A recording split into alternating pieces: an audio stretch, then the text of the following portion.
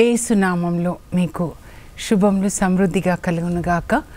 మధురం నీ వాక్యం అనే కార్యక్రమానికి స్వాగతం. ఈరోజు మనం ఆగమనకాల సందేశములు అనే అంశంలో 11వ అంశంగా ఆగమన కాలము నీతి న్యాయముల కాలం ఇది ధ్యానించుకుందామండి.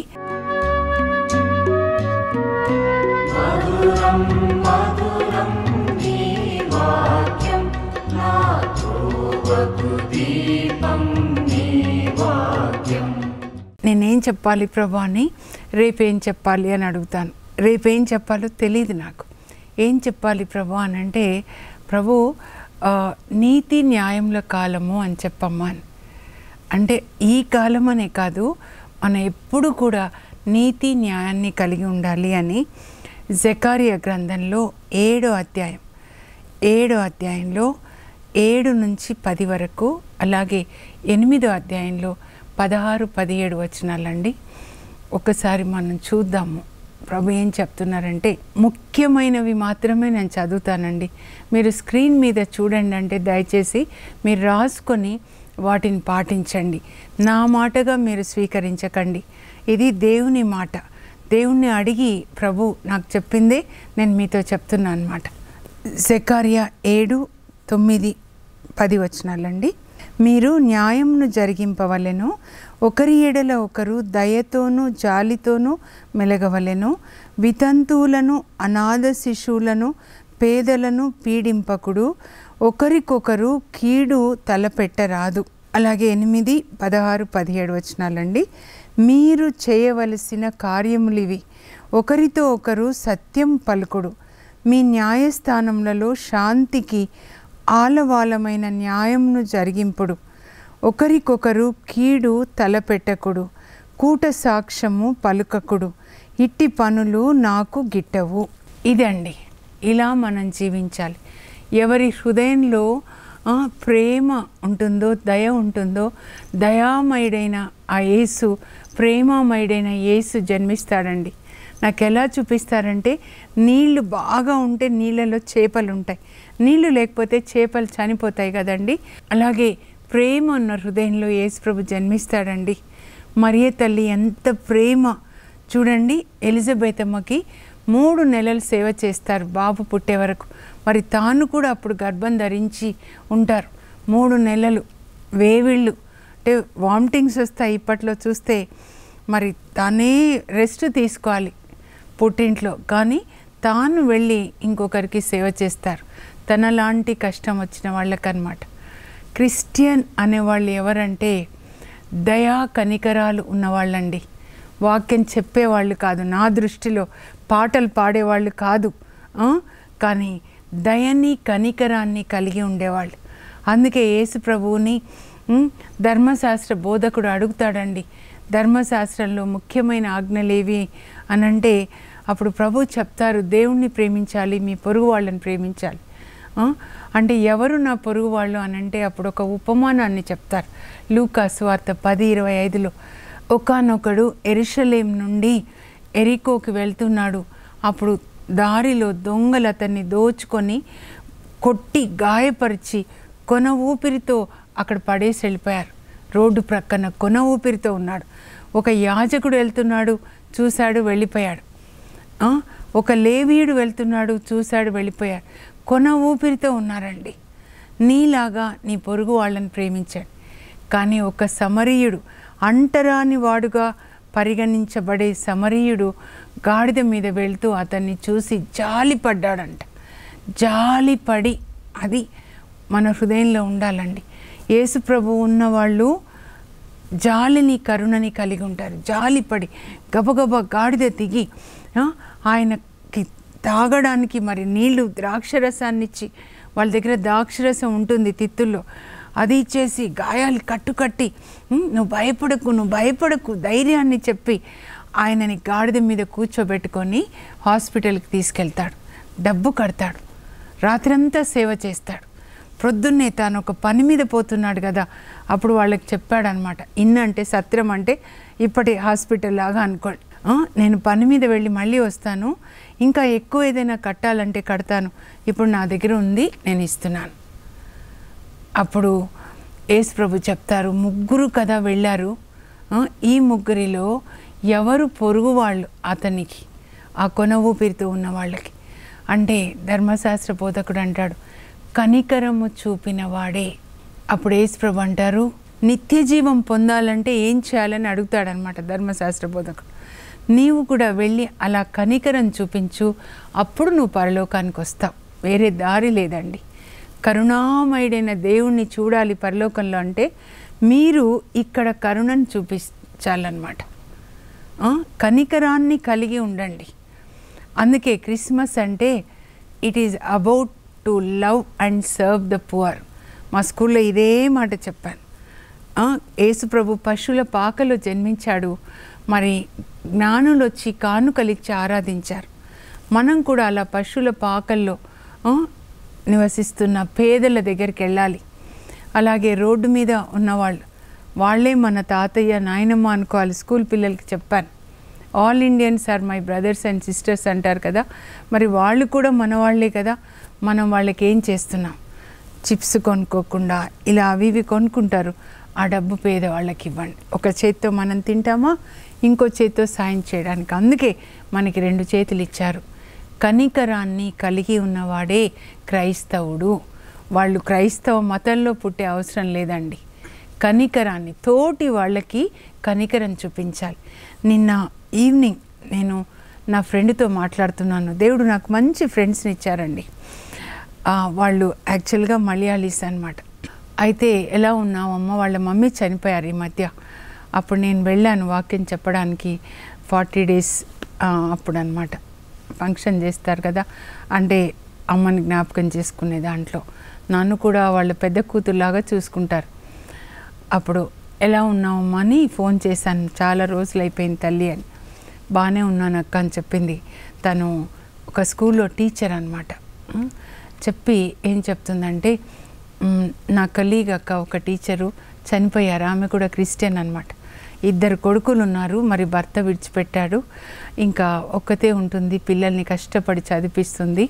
ఉపవాస ప్రార్థన ఎంత చేస్తుందంటే, అక్క 40 రోజులు తపస్కాలం వస్తే కానీ ఇప్పుడు కానీ కనీసం మంచినీళ్ళు కూడా తాగదు. వద్దమ్మా అంటే లేదు, నేను ప్రభు కోసం చేయాలని చేస్తుంది.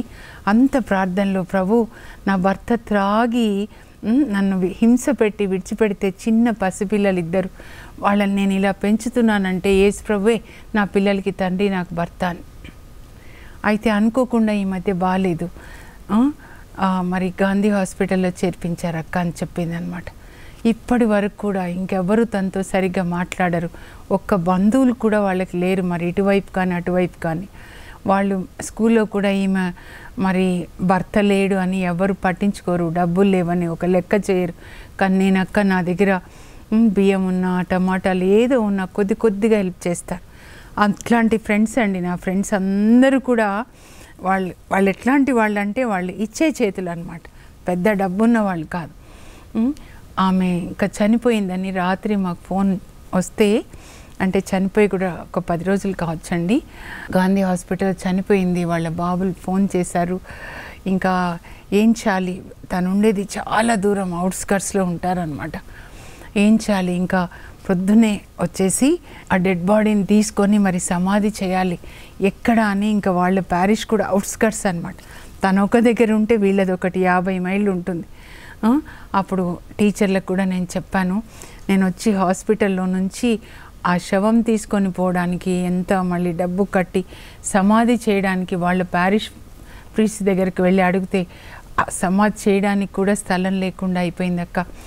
టీచర్లందరికీ నేను ఫోన్ చేశాను, ఇప్పుడు మనకి ఎలా అయినా మనం సమాధి చేయాలి, ఎవరు లేరు, మన కలీగ్ కదా అంటే అందరూ కొంచెం 500 అట్లా ఇచ్చారు. 20,000 అయిందక్క ఆ సమాధికి కట్టడానికి. కానీ మరి ఆ తర్వాత పెట్టె కావాలి, మరి మాస్క్ చేయించాలి, తీసుకొని వెళ్ళాలి ఇక్కడ హాస్పిటల్ నుంచి. ఎలా నేను ఒక్కదాన్ని ఎట్లా చేశానో నాకు తెలీదు.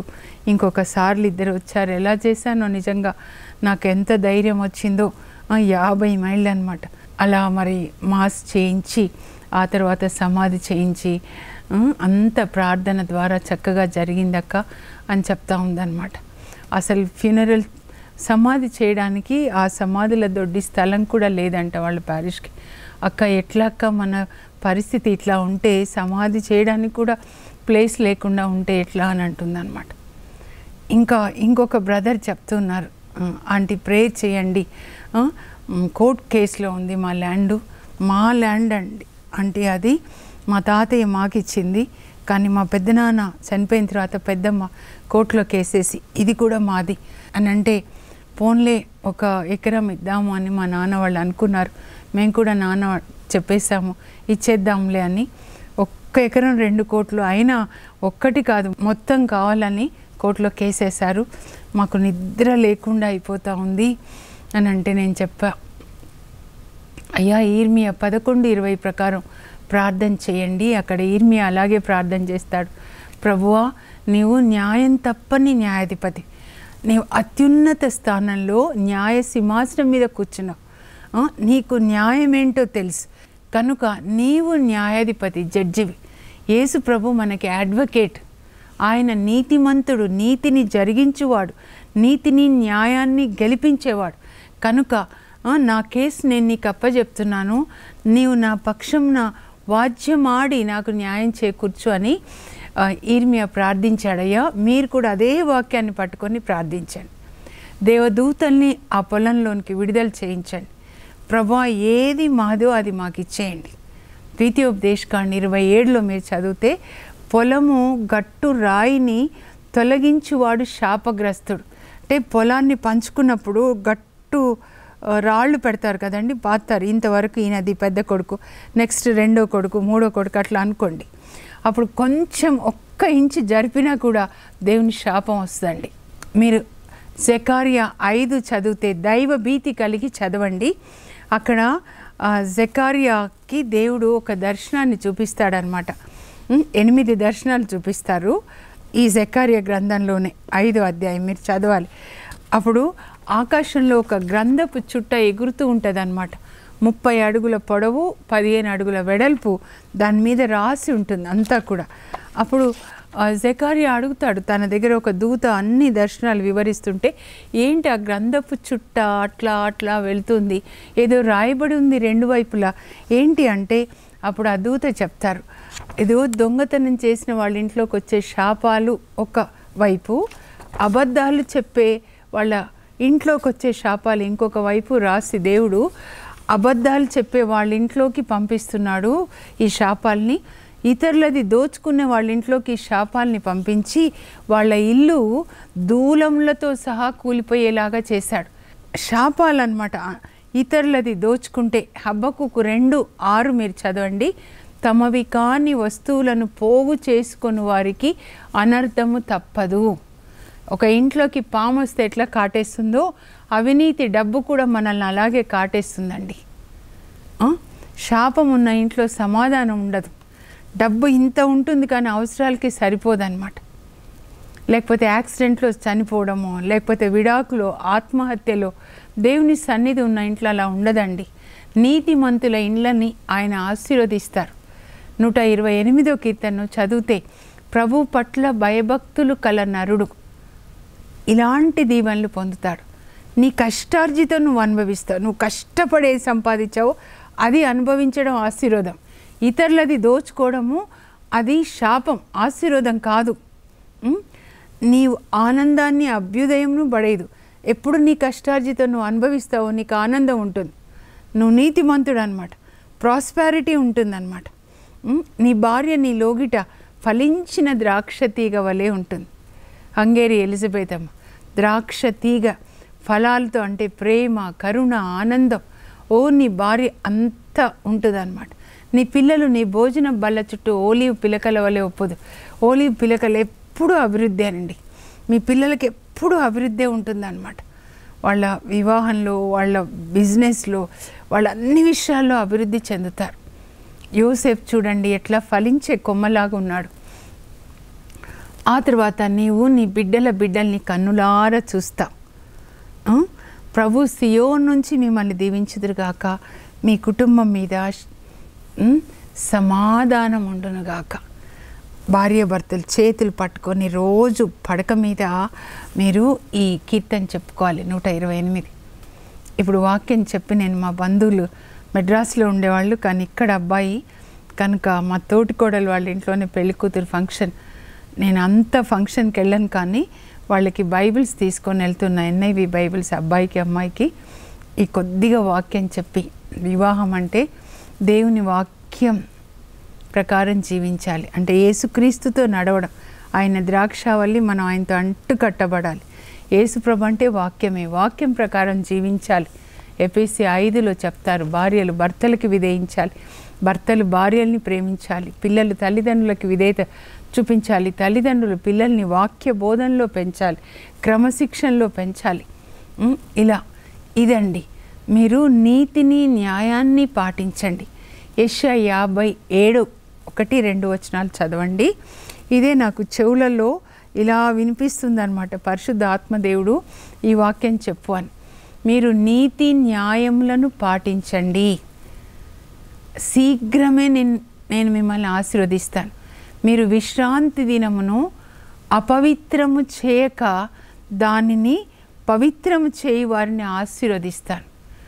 నీతి న్యాయాల్ని పాటించే వాళ్ళని, విశ్రాంతి దినాన్ని పరిశుద్ధం చేసే వాళ్ళని నేను ఆశీర్వదిస్తాను. విశ్రాంతి దినము దేవునికి ప్రతిష్ఠిత దినం అండి. ఆ దినాన వివాహాలు, ప్రయాణాలు, ఏ ఫంక్షన్లు చేసుకోకూడదు. ఇప్పుడు నేను చెప్పిన అమ్మాయి పెళ్ళి కూడా సండే జరుగుతుంది. ఇంకా కానీ నేను చెప్పాను, నేను ఎవరిదైనా సరే సండే నేను యేసు ప్రభుతో గడుపుతాను, బైబిల్ చదువుకుంటూ, చర్చికి వెళ్ళి వచ్చిన తర్వాత మళ్ళా వాక్యం ధ్యానించుకుంటూ పేదవాళ్ళకి అన్నం పెట్టాలి. నెహెమియా 8:10లో ఉంటుంది అన్నమాట, 8వ అధ్యాయంలో. విశ్రాంతి దినాన 6 గంటలు దేవుని వాక్యం వింటారు. ఇంటికి వచ్చి భోజనం చేసి, అక్కడ ఎజ్రా చెప్తాడు, మీరు భోజనం చేయండి, మంచి భోజనం, ఎందుకంటే ఇది పండుగ, మీ భోజనాన్ని పేదలతో పంచుకోండి అని చెప్తారనమాట. మీరు నీతి న్యాయాన్ని పాటించండి, దోచుకోకండి, న్యాయస్థానాల్లో అబద్ధాలు చెప్పి దోచుకోకండి. ఆ అడ్వకేట్సు, ఆ జడ్జెస్ కూడా నీతిని గెలిపించేటట్లుగా వాళ్ళకి పరిశుద్ధాత్మని దేవుడు ఇవ్వాలని వాళ్ళ కొరకు మనం ప్రార్థన చేద్దాం. యేసు ప్రభు చెప్తారు చూడండి, మత్తయి సువార్త 12:7లో, నేను కనికరాన్ని కోరుచున్నాను, బలిని కాదు. సబ్బాతు దినాన వాళ్ళు పొలంలో పడిపోతూ నడుస్తూ శిష్యులు కంకులు విరుచుకొని తింటే, సబ్బాతు దినాన పని చేయకూడదు కదా, మీ శిష్యులేంటి ఇలా కంకి విరిచారు, ఎప్పుడు తప్పులు పట్టాలి అని కఠిన హృదయాలు అన్నమాట ఈ పరిసయ్యులు. అందుకే వాళ్ళని గురించి చెప్తారు, పరిసయ్యుల గురించి యేసు ప్రభు మత్తయి సువార్త 23లో కఠినంగా ఉంటూ రూల్స్ అని కనికరం లేకుండా ఏమంటారంటే, మీరు ఎంత జాగ్రత్తగా దశమ భాగాలు ఇస్తారు, కానీ ధర్మశాస్త్రంలో ప్రధానమైంది కానే కాదు అది. అసలు యేసు ప్రభు ఎప్పుడు చెప్పలేదు మీరు కరుణ కలిగి ఉండండి అని చెప్పారు, కానీ ఈ ధర్మశాస్త్రంలో ప్రధానమైనది న్యాయము, కరుణ, ప్రేమ. 3 మాటలు చెప్తారండి. ధర్మశాస్త్రంలో ప్రధానమైన న్యాయాన్ని, కరుణని, సత్యాన్ని మీరు నిర్లక్ష్యం చేసి పక్కకి పెట్టేసి, ఇదో ఇలా విశ్రాంతి దినాన పని చేయకూడదు, ఇలా విశ్రాంతి దినాన స్వస్థ చేయకూడదు అని ఎప్పుడు తప్పులు పట్టడం కాదు, సున్నం కొట్టిన సమాధుల్లాగా మీరున్నారు అని యేసు ప్రభు చెప్తారనమాట. అక్కడే అందుకే మీరు పరలోకానికి వెళ్ళరని వీళ్ళ గురించే చెప్తారండి. కరుణ కలిగి ఉండండి, అది కూడా పరిశుద్ధాత్మ ఇచ్చే వరాలు. నిన్నటి వరకు చూసాం, పరిశుద్ధాత్మ మన హృదయంలోనికి వాక్యాన్ని తీసుకొస్తాడు, మన హృదయంలోంచి స్తుతి వచ్చేలాగా చేస్తాడు. పరిశుద్ధాత్మ దేవుని ప్రేమతో, దేవుని కరుణతో మనల్ని నింపుతాడు, నీతితో నింపుతాడు, న్యాయంతో నింపుతాడు. ఇవన్నీ పరలోక తండ్రి యొక్క లక్షణాలని మనలో పోస్తూ మనల్ని యేసుక్రీస్తులాగా మారుస్తుంటాడనమాట. ఇవన్నీ కలిగి ఉండడమే క్రీస్తు వెలుగు అంటే. నీతి, న్యాయం, కరుణ, ప్రేమ అన్నమాట. ఒక చట్టం కాదు, కఠినమైన చట్టం కాదు. వ్యభిచారంలో పట్టుబడింది, రాళ్లతో కొట్టి చంపాలి. మరి పురుషుడు ఎక్కడికి పోయినాడు? పురుషుడిని ఎందుకు తీసుకొని రాలేదు? వ్యభిచారంలో స్త్రీ ఒక్కటే ఎట్లా పట్టుబడుతుందండి? పరలోకానికి వెళ్తే మోషేని అడగాలి నేను అనుకుంటాను. ఆ పురుషుని కూడా తీసుకొని రావాల్సింది, ఆయనను కూడా రాళ్లతో కొట్టి చంపాల్సింది. కానీ యేసుప్రభు అలా చెప్పలేదు కదండి. ఆయన కరుణ. ధనికుడు తింటూ ఉన్నాడు, తాగుతూ ఉన్నాడు. ఇప్పుడు క్రిస్మస్ అంటే తినడము త్రాగడము కాదండి. తిని త్రాగి విందులు వినోదాలు చేసుకొని నరకానికి వెళ్ళిపోయాడు. ఇంటి వాకిట ఉన్న లాజర్కి ఇంత అన్నం పెట్టలేడా? ఆయన తిన్న తర్వాత టేబుల్ కిందది ఊడ్చి బయట పడేస్తే ఆ మెతుకులు ఏరుకొని తింటున్నాడంటే ఒక మనిషి ఇంకొక మనిషిని చూడవలసిన విధానం అది. ఇంత విందు చేసుకున్నప్పుడు ఇంత అన్నం పెట్టలేవాను. ఇద్దరు ఒకే రోజు మరణించారు. ఆ నిరుపేద లాజరు మరణించగా దేవదూతలు అతన్ని అబ్రహాం ఒడిలోనికి చేర్చారు. మరి ఈ ధనికుడు విందులు వినోదాలు ఊదారంగు వస్త్రాలు ధరించిన ఈ ధనికుడు మరణించగా, అది రాయలే కదా, దయ్యాలు అతన్ని నరకంలోకి తీసుకొని వెళ్ళాయి. అప్పుడు క్రింద నరకంలోంచి ధనికుడు ఇలా పైకి చూస్తున్నాడు. అబ్రహాం ఒడిలో లాజర్ ఒక్క చుక్క లేదని చెప్పాడు. భూమి మీద ఉన్నప్పుడు నువ్వు ఒక్క చుక్క ఇచ్చావా? ఇంత అన్నం పెట్టావా? పెట్టుంటే లాజరు రికమెండ్ చేసేవాడు, నాకు అన్నం పెట్టారు ఈయన, సో ఈయనను పరలోకాన్ని తీసుకెళ్ళండి అని. నేను అనుకుంటాను మదర్ తెరీసా తల్లి మరణించినప్పుడు ఆమె ఎవరెవరికి అన్నం పెట్టిందో, ఆ లాజర్ లాంటి వేల మంది అక్కడ జీసస్కి రికమెండ్ చేసి ఉంటారు, ఈ తల్లి నాకు అన్నం పెట్టిందయ్యా, ఈ తల్లి ఒడిలోనే నేను మరణించానయ్యా, నేను ఒక కుక్కలాగా చనిపోతానేమో అనుకున్నాను, కానీ ఈ తల్లి ఒడిలో ప్రేమగా నేను మరణించాను, నన్ను ప్రేమించే వాళ్ళు ఒకరు ఉన్నారు, తృప్తిగా మరణించాను, ఈ తల్లిని తీసుకొని రండి, జీవ కిరీటం ఇవ్వండి, తల్లికి మహిమా కిరీటాన్ని మహిమా వస్త్రాలను ఇవ్వండి, ఎంతమంది రికమెండ్ చేశారు కదా. అలాంటి కృప మనకు దయచేయాలండి. కరుణ కలిగి ఉందాం, ప్రేమ కలిగి ఉందాం, నీతి న్యాయాన్ని పాటిద్దాం. ధనం ఉంది కదా అని కోట్లలో అన్యాయంగా ఇతరులది దోచుకోవద్దు, లాయర్లకి డబ్బులు ఇచ్చేసి అన్యాయాన్ని గెలిపించొద్దు, మీది కాని వస్తువు మీరు దోచుకోవద్దు, న్యాయంగా జీవించండి, నీతి కలిగి జీవించండి. మీ హృదయంలో నీతి సూర్యుడైన యేసు, న్యాయాధిపతి అయినటువంటి ఆ దేవుడు జన్మించుదురుగాక. ప్రార్థన చేసుకుందాం. పరలోకపు మా తండ్రి, మీ పరిశుద్ధ నామమునకు స్తోత్రం కలుగునుగాక. మీరు ఆమోస్ 5:23లో కూడా చెప్పారు, ప్రభా మీ పాటలతో నా ఎదుట గోల చేయకండి, దానికి బదులుగా నీతి న్యాయం ఏరులై ప్రవహించునుగాక. నీతి సూర్యుడైన యేసు మా హృదయంలో జన్మించునుగాక. న్యాయాధిపతి అయిన పరలోక తండ్రి మా హృదయంలో నివసించునుగాక. ప్రభా ఈ కృపని మాకు దయచేయండి. పేదల పట్ల కరుణని కలిగి ఉండి నాయనా మేము నీతిగా న్యాయంగా జీవించేటట్లు మావి కాని వస్తువులని మేము పోగు చేసుకోకూడదు, దోచుకోకూడదు ప్రభా. పేదల్ని అధికారం ఉంది కదా అని, ధనం ఉంది కదా అని దోచుకోకుండా పేదలకి సహాయం చేస్తూ నీతిగా వాక్యం ప్రకారం జీవించే కృపని మాకు దయచేయండి. యేసు నామంలో అడుగుచున్నాం తండ్రి, ఆమేన్. నీతి న్యాయము కరుణ కలిగి జీవించండి, అప్పుడు యేసు ప్రభు మీ హృదయంలో జన్మిస్తారు. God bless you. Have a blessed day.